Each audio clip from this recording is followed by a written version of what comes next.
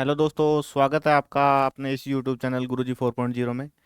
मैं नरेंद्र सिंह आज आपके लिए लेके आया हूँ 4 नवंबर की करंट अफेयर्स। तो एक बार बताएंगे आप सब कैसे हैं, कैसी चल रही है आपकी तैयारी। फिर अपन चर्चा करते हैं 4 नवंबर के करंट अफेयर्स पर। चलो करते हैं शुरुआत। आज है 4 नवंबर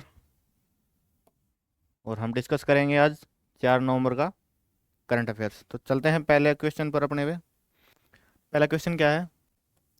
हाल ही में प्रक्षेपित भारत का सबसे भारी उपग्रह CMS-3, जिसे GSAT-7R के नाम से भी जाना जाता है, मुख्य रूप से किस उद्देश्य के लिए बनाया गया है? तो ये जो CMS-3 है, ये हमने कब लॉन्च किया है? 2 नवंबर को। 2 नवंबर को लॉन्च किया है दोस्तों। और ये अब तक का सबसे भारी उपग्रह है। तो ये किसके लिए, किस उद्देश्य के लिए बनाया गया है? ये सैन्य संचार के लिए। जो अपनी नेवी है उसको बहुत ज़्यादा मदद मिलेगी। जो मेरे पीछे देख रहे होगे, इसरो लॉन्च करने जा रहा है, कर चुका है फिलहाल। CMS-3 सैटेलाइट नौसेना को मिलेगी मजबूती। नौसेना के लिए बनाया गया है ये। चलो इसका विश्लेषण देखते हैं अपन। भारतीय अंतरिक्ष अनुसंधान संगठन इसरो ने भारत का अब तक सबसे भारी संचार उपग्रह CMS-3 शाम 5:26 पर आंध्र प्रदेश के श्रीहरिकोटा से प्रक्षेपित किया है। ये कब किया है? 2 नवंबर को। कब किया है? 2 नवंबर को। CMS-3 उपग्रह, जिसे GSAT-7R के नाम से भी जाना जाता है, को एक मल्टी बैंड सैन्य संचार उपग्रह के रूप में तैयार किया गया है। इसे LVM-3 M5 रॉकेट के माध्यम से प्रक्षेपित किया गया है, जो लॉन्च व्हीकल मार्क 3 की 5वीं परिचालन उड़ान है। अब इसका वजन क्या है? LVM-3 भारत का सबसे शक्तिशाली रॉकेट बन गया है, जो 4000 किलोग्राम तक का पेलोड भू स्थिरांतरण कक्ष GTO में ले जाने में सक्षम है। ठीक है दोस्तों। इससे पहले हम 2023 में चंद्रयान 3 भी लॉन्च कर चुके हैं इसी व्हीकल के थ्रू। चलते हैं अगले क्वेश्चन पर। ये इंग्लिश वर्जन है, तो इंग्लिश मीडियम वाले साथी एक बार देख लेंगे इसको। चलो चलते हैं अगले नेक्स्ट क्वेश्चन पर। भारतीय सेना की एविएशन कोर वर्ष 2025 में कौन सा स्थापना दिवस मना रही है? कौन सा मना रही है? 40वां। ये अपना 40वां स्थापना दिवस मना रहे हैं। का विश्लेषण देखते हैं। भारतीय थल सेना का वायुसेना दल आर्मी एविएशन क्रोप्स वर्ष 2025 में अपना 40वां स्थापना दिवस मना रहा है। यह दल औपचारिक रूप से 1 नवंबर 1986 को स्थापित किया गया था। Lieutenant general Vinod Nambiar army aviation corpse के महानिदेशक और कर्नल कमांडेंट हैं फिलहाल में। आर्मी एविएशन कोर्प्स थल सेना की सबसे युवा शाखा है। थल सेना की, अगर आपसे कोई पूछे कि थल सेना की सबसे युवा शाखा कौन सी है, तो आर्मी एविएशन कोर्प्स है। ठीक है दोस्तों। चलते हैं नेक्स्ट क्वेश्चन पर। नेक्स्ट क्वेश्चन है अपना रोहन बोपन्ना, जिन्होंने हाल ही में अपने 2 दशक लंबे अंतर्राष्ट्रीय कैरियर के बाद संन्यास की घोषणा की है, किस खेल से संबंधित है? रोहन बोपन्ना जो हैं, उन्होंने संन्यास की घोषणा कर दी है। तो वो कौन से खेल से संबंधित हैं? तो वो कौन से खेल से संबंधित है दोस्तों? टेनिस से।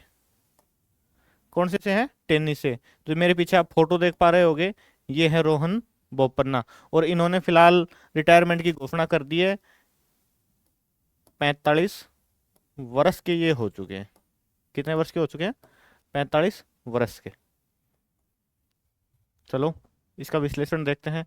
रोहन बोपन्ना ने 2 दशकों से अधिक लंबे करियर के बाद पेशेवर टेनिस से संन्यास की घोषणा की है। उनका अंतिम मैच पेरिस मास्टर्स 2025 में हुआ, जहां उन्होंने कजाकिस्तान के अलेक्जेंडर बबलिक के साथ युगल जोड़ी बनाई।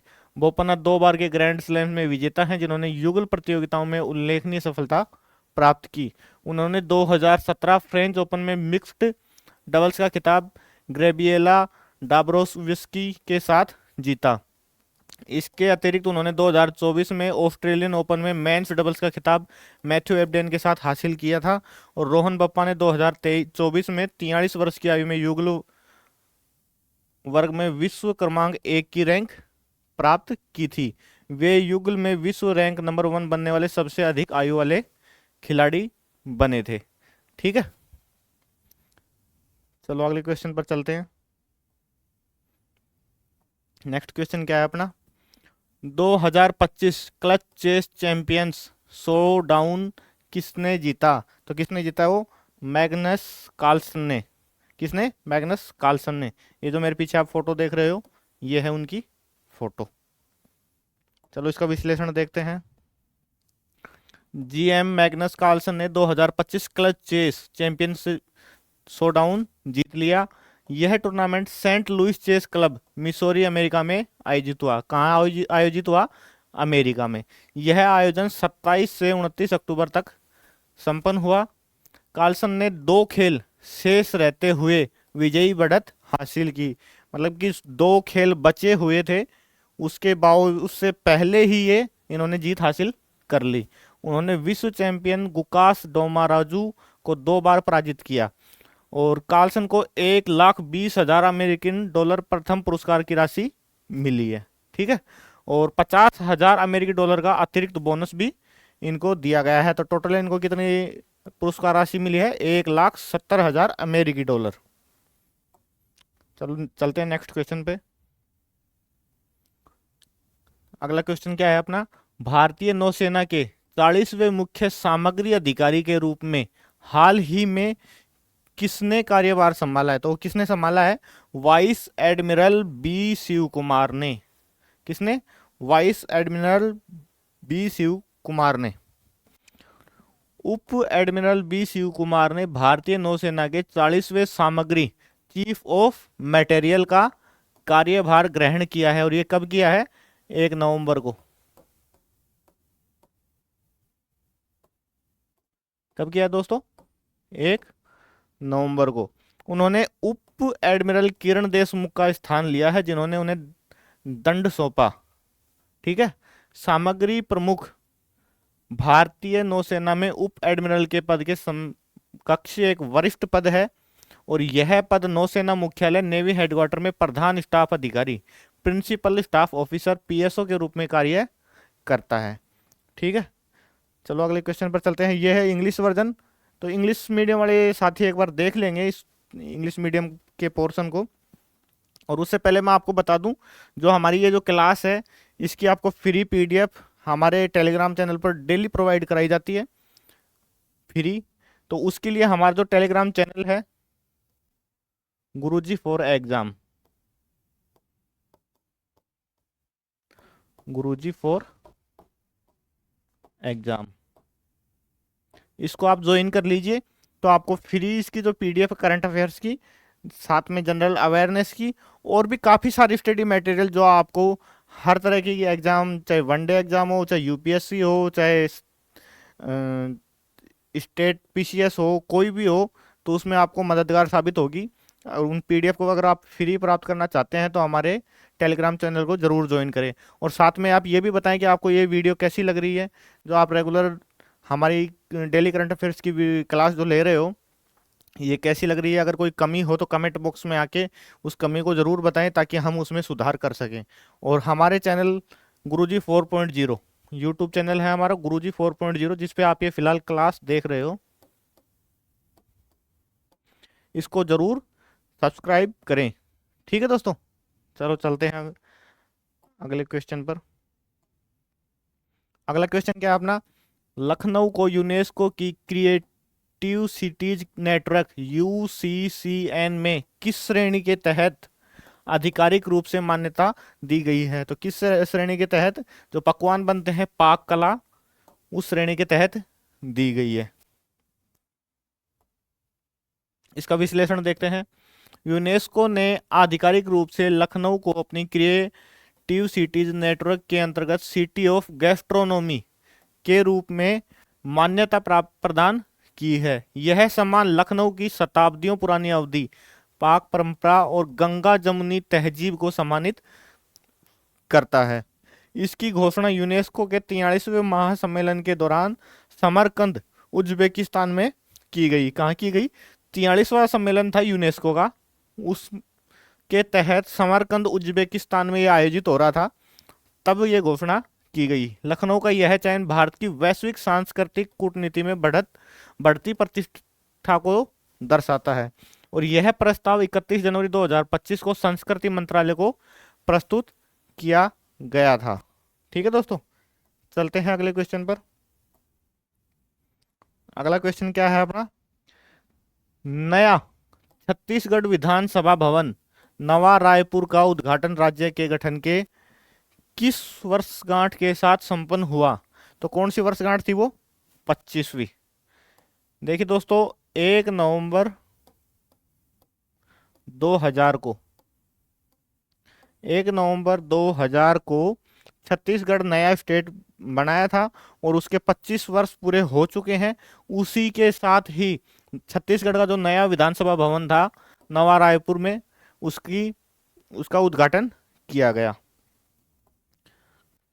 प्रधानमंत्री नरेंद्र मोदी ने नवा रायपुर में छत्तीसगढ़ विधानसभा की नई इमारत का उद्घाटन किया है और यह उद्घाटन छत्तीसगढ़ के गठन 25 वर्ष पूरे होने का प्रतीक है।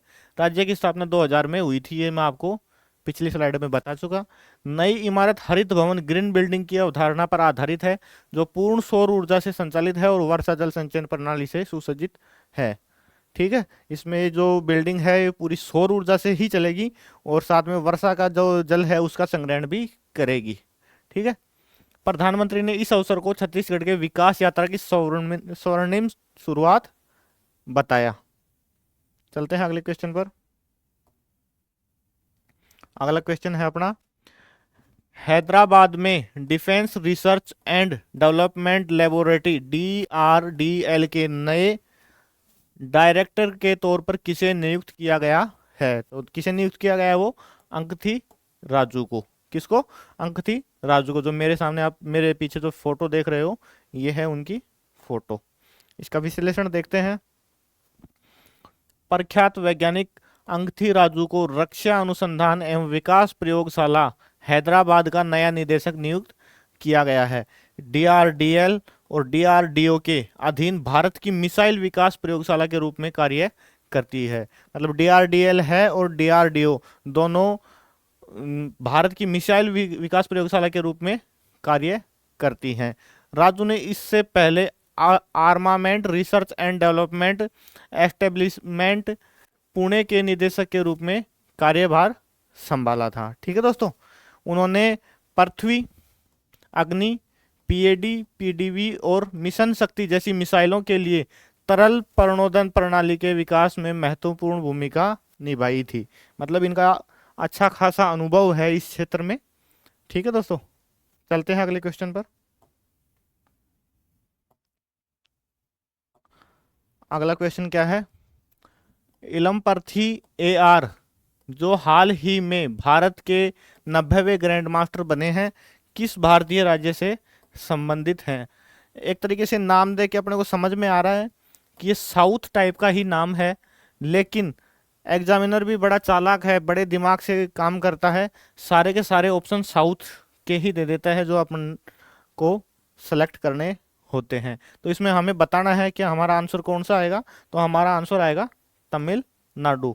जो हमारे पीछे जो आप तस्वीर देख रहे हो ये है इलमपर्थी AR। इनका जन्म 2009 में हुआ और ये वर्तमान में ओनली 16 वर्ष के ही हैं, केवल 16 वर्ष के। तो देख लीजिए कि कितनी छोटी सी एज में कहाँ तक पहुंच चुके हैं ये। इसका विश्लेषण देखते हैं। इलमपार्थी AR चेन्नई तमिलनाडु के 16 वर्षीय प्रतिभाशाली खिलाड़ी, भारत के 90वें शतरंज ग्रैंड मास्टर बने हैं। ठीक है दोस्तों, 90वें शतरंज के ग्रैंड मास्टर बन चुके हैं ये। उन्होंने अपना अंतिम ग्रैंड मास्टर नॉर्म 2025 बोसियान और हर्जेगोविना में आयोजित विजेलीजा ओपन प्रतियोगिता में प्राप्त किया। इलम पार्थी AR का जन्म 2009 में हुआ और वे चेन्नई स्थित वेलमन विद्यालय के स्टूडेंट हैं। ठीक है दोस्तों, चलो चलते हैं अगले क्वेश्चन पर। अगला क्वेश्चन है अपना, भारत द्वारा फिजी भेजी गई एंटी रेट्रोवायरल एआरवी दवाएं मुख्य रूप से किस बीमारी के इलाज में इस्तेमाल होती है? तो किस बीमारी के इलाज में होती है ये? H I V AIDS. ठीक है दोस्तों, एच आई वी के इलाज में ये काम में ली जाती हैं। तो देख लीजिए कि भारत भी हमारे यहाँ से बहुत सी चीज़ों का निर्यात करता है, जो बहुत से जो देश हैं वो उस चीज़ का आयात करते हैं। भारत ने फिजी के राष्ट्रीय स्वास्थ्य कार्यक्रम के समर्थन हेतु एंटी रेट्रोवायरल दवाओं की एक खेप भेजी है। यह पहल भारत की स्वास्थ्य कूटनीति के अंतर्गत विदेश मंत्रालय द्वारा समन्वित की गई है और एआरवी दवाओं का उपयोग मुख्यतः एचआईवी सहित रेट्रो वायरस जनित संक्रमणों की रोकथाम और उपचार के लिए किया जाता है। ये दवाएं एचआईवी विषाणु के प्रतिकृति चक्र में हस्तक्षेप करके उसके प्रसार को रोकने में मदद करती हैं। ठीक है दोस्तों, चलते हैं नेक्स्ट क्वेश्चन पर। अगला क्वेश्चन क्या है अपना? अच्छा, ये क्वेश्चन हो गए अपने करंट अफेयर्स के कंप्लीट। और अब अगला जो पोर्शन है उसमें 8 क्वेश्चन है अपने जनरल अवेयरनेस के। तो देखते हैं जनरल अवेयरनेस के क्वेश्चन भी। पहला क्वेश्चन है, ज्ञान ज्योति महोत्सव 2025 में आर्य समाज की 150वीं सालगिरह मना रहा है। देखिए दोस्तों, मैंने आपको पहले भी बताया था और आज फिर से बता रहा हूँ कि जो ये जयंतियाँ चल रही हैं, इस वर्ष बहुत सी जयंतियाँ हैं, लगभग सभी के तो 150 वर्ष ही पूरे हो रहे हैं। तो इन दो तीन क्वेश्चन आ चुके हैं। 2-3 क्वेश्चन में एक ना एक क्वेश्चन आपको एग्जाम में जरूर देखने को मिलेगा। तो आप इस क्वेश्चन को बहुत बहुत इंपॉर्टेंट लगा लेना, वीआईपी। ठीक है, क्योंकि कल परसों हमने पढ़ा था 150वीं जयंती किसकी थी?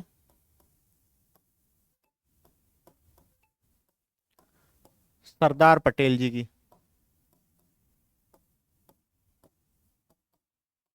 कल किसकी पड़ी थी 150वीं जयंती?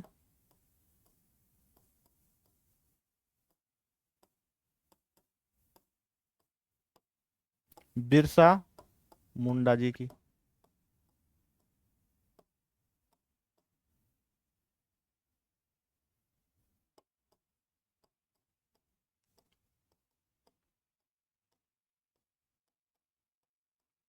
और आज किसकी है 150वीं जयंती? आर्य समाज की।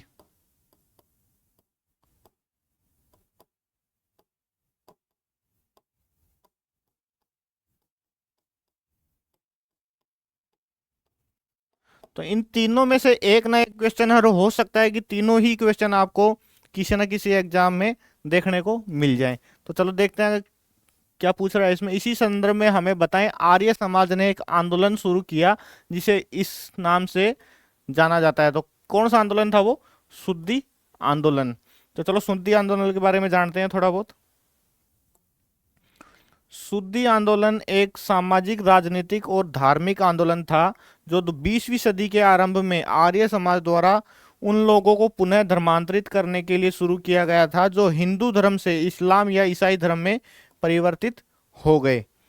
स्वामी दयानंद सरस्वती और बाद में स्वामी श्रद्धानंद जैसे लोगों के नेतृत्व में इस आंदोलन का उद्देश्य हिंदू धर्म में व्याप्त अस्पृश्यता जैसी सामाजिक बुराइयों से लड़ना भी था। ठीक है दोस्तों, चलो चलते हैं नेक्स्ट क्वेश्चन पर।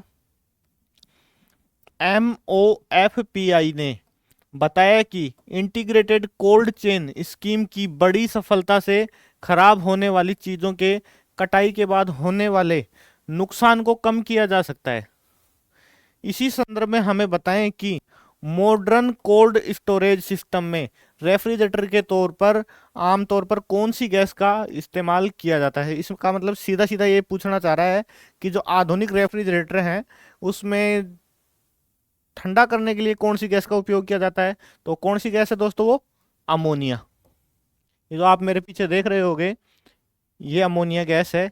इस तरीके से फ्रिज में पीछे की साइड भरी जाती है और वो जिस तरीके से कार्य करती है डायग्राम में आप देख पा रहे होगे। चलो चलते हैं नेक्स्ट क्वेश्चन पर। कोयला मंत्रालय ने ट्रांसपेरेंट डिजिटल गवर्नेंस को बढ़ावा देने के लिए कोयला शक्ति डैशबोर्ड और क्लैंप पोर्टल लॉन्च किया है। ये पिछले दिनों हम करंट अफेयर्स में इस पर चर्चा कर चुके।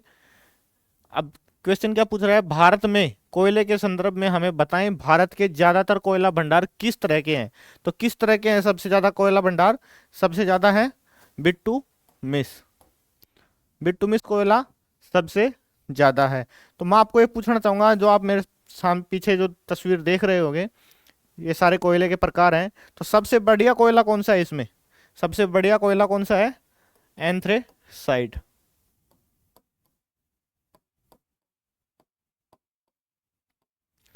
जिसमें लगभग 87 से 97% कार्बन पाया जाता है और सबसे बढ़िया कोयला माना जाता है। तो सबसे कमजोर जो कोयला, निम्न कोटि का जो कोयला है, वो कौन सा है? लिग्नाइट।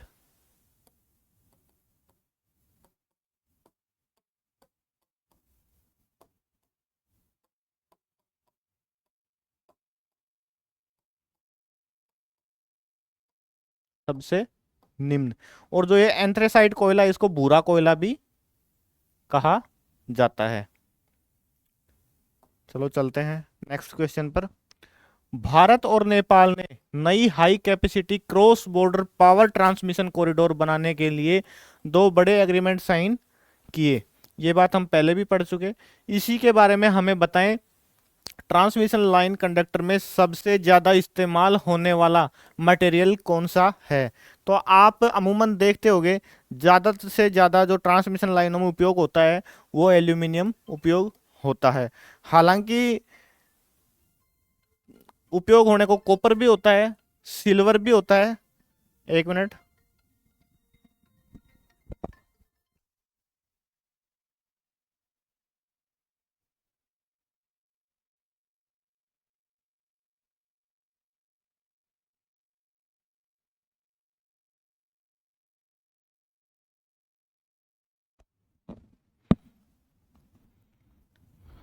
जो सबसे ज्यादा यूज कौन सा होता है? एल्यूमिनियम। कॉपर होता है, कॉपर भी अच्छा सुचालक होता है, और सिल्वर भी। लेकिन ये दोनों क्या है, कॉस्टली पड़ते हैं। सिल्वर तो आपने कहीं भी नहीं देखा होगा, बहुत ही कम रेयर चांसों में इसका उपयोग किया जाता है। कॉपर का हालांकि होता है काफी जगह, लेकिन ज्यादा से ज्यादा जो उपयोग होता है वो एल्यूमिनियम का होता है। ठीक है, चलो चलते हैं नेक्स्ट क्वेश्चन पर। मध्य प्रदेश में सोयाबीन के रकबे में 10% की कमी आई है क्योंकि युवा किसान खेती से दूर हो रहे हैं। इसी संदर्भ में हमें बताएं कि सोयाबीन किस प्लांट फैमिली से संबंधित है? तो किस प्लांट से है? फैबेसी। कौन सा है? फैबेसी जो पादप वर्ग है, प्लांट का जो वर्ग है, उससे संबंधित है सोयाबीन। और मध्य प्रदेश सोयाबीन का सर्वाधिक उत्पादक राज्य है। चलते हैं अगले क्वेश्चन पर। जस्टिस सूर्यकांत भारत के 53वें चीफ जस्टिस नियुक्त हुए। उन्होंने जस्टिस B.R. गवई की जगह ली है। निम्नलिखित कथनों पर विचार कीजिए जो भारत के मुख्य न्यायाधीश CJI से संबंधित है। संविधान भारत के मुख्य न्यायाधीश को सर्वोच्च न्यायालय के मामलों का आवंटन करने और पीठों का गठन करने की शक्ति प्रदान करता है। तो क्या ये बात सही है? बिल्कुल दोस्तों, ये बात सही है। मुख्य न्यायाधीश की नियुक्ति में वरिष्ठता की परंपरा का कोई संवैधानिक आधार नहीं है, बल्कि यह न्यायिक परंपराओं से विकसित हुई है। ये बात, इस बात पर हमने कल भी चर्चा की थी, ये बात भी बिल्कुल सही है। अब तीसरा कथन क्या बोल रहा है?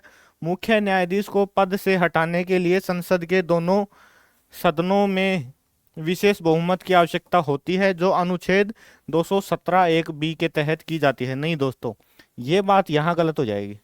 217(1)(b) में क्या है? 217(1)(b) में है कि उच्च न्यायालयों के जो न्यायाधीश हैं उनके लिए ये प्रावधान है। तो ये बात अपनी गलत हो जाएगी। तो हमारा आंसर क्या हो जाएगा? 1 और 2, ऑप्शन बी। ठीक है। अनुच्छेद जो ये है मुख्य न्यायाधीश को हटाने की जो है, वो कौन से अनुच्छेद में है? अनुच्छेद 124(4) और 124(5) के सुप्रीम कोर्ट के न्यायाधीश को राष्ट्रपति के आदेश व उनके पद से हटाया जा सकता है। राष्ट्रपति संसद के संबोधन के निष्कासन आदेश पर जारी कर सकते हैं। न्यायाधीश को हटाने के प्रस्ताव को संसद के प्रत्येक सदन के विशेष बहुमत द्वारा समर्थित होना आवश्यक है। ठीक है दोस्तों, चलते हैं अगले क्वेश्चन पर। आरबीआई ने 2024 के एलिजिबिलिटी नॉर्म्स का पालन न करने का हवाला देते हुए यूनिवर्सल बैंक लाइसेंस के लिए जन स्मॉल फाइनेंस बैंक का एप्लीकेशन रिजेक्ट कर दिया। निम्नलिखित कथनों पर विचार कीजिए जो भारत में स्मॉल फाइनेंस बैंकों से संबंधित हैं। स्मॉल फाइनेंस बैंकों का आरबीआई के 2024 के लाइसेंसिंग दिशा निर्देशों के अनुसार न्यूनतम 400 करोड़ की चुकता पूंजी बनाए रखना अनिवार्य है। तो ये कथन क्या है, बिल्कुल सही है। अब दूसरा कथन क्या बोल रहा है अपने को, किसी स्मॉल फाइनेंस बैंक के कुल ऋण पोर्टफोलियो का कम से कम 50% हिस्सा और 25 लाख तक के ऋण और अग्रिमों का होना चाहिए। ये बात भी बिल्कुल सही है। अब तीसरा क्या है, स्मॉल फाइनेंस बैंक बिना पूर्व भारतीय रिजर्व बैंक की अनुमति के पूर्ण रूप से विदेशी मुद्रा कारोबार कर सकते हैं। क्या ये बात सही है?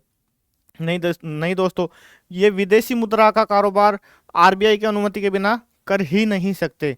ठीक है, तो ये बात अपनी क्या हो जाएगी, गलत। तो कौन सा ऑप्शन सही हो जाएगा अपना, एक और दो, ऑप्शन बी। कौन सा हो जाएगा, ऑप्शन बी। चलते हैं अगले क्वेश्चन पर। नेक्स्ट क्वेश्चन है अपना, राष्ट्रीय एकता दिवस 2025 भारत की एकता के निर्माता सरदार वल्लभ भाई पटेल की 150वीं जयंती मनाता है। तो निम्नलिखित कथनों पर विचार कीजिए जो राष्ट्रीय एकता दिवस से संबंधित है। तो चलो देखते हैं कथन क्या है अपने। राष्ट्रीय एकता दिवस की स्थापना वर्ष 2014 में सरदार वल्लभ भाई पटेल की जयंती के उपलक्ष्य में की गई थी। ये बात बिल्कुल सही है। जब 2014 में हमारे नरेंद्र मोदी जी प्रधानमंत्री बने थे उसके बाद में ये चालू हुआ था। दूसरा कथन क्या है, सरदार पटेल जो समर्पित स्टैच्यू ऑफ यूनिटी का उद्घाटन वर्ष 2015 में किया गया था और इसकी ऊंचाई 192 मीटर है। ये बात गलत हो जाएगी दोस्तों, ये बात गलत हो जाएगी। इस दिवस से संबंधित एक भारत ने श्रेष्ठ भारत की पहल की शुरुआत प्रधानमंत्री द्वारा 2015 में की गई थी। तो ये बात एकदम सही हो जाएगी। अब देखो इसकी जो हाइट है 192 दे रखी है, जबकि 192 नहीं 182 मीटर ही है। ठीक है, और इसका उद्घाटन 2015 में दे रखा है, जबकि 2015 में ना हो गए 2018 में इसका उद्घाटन हुआ था।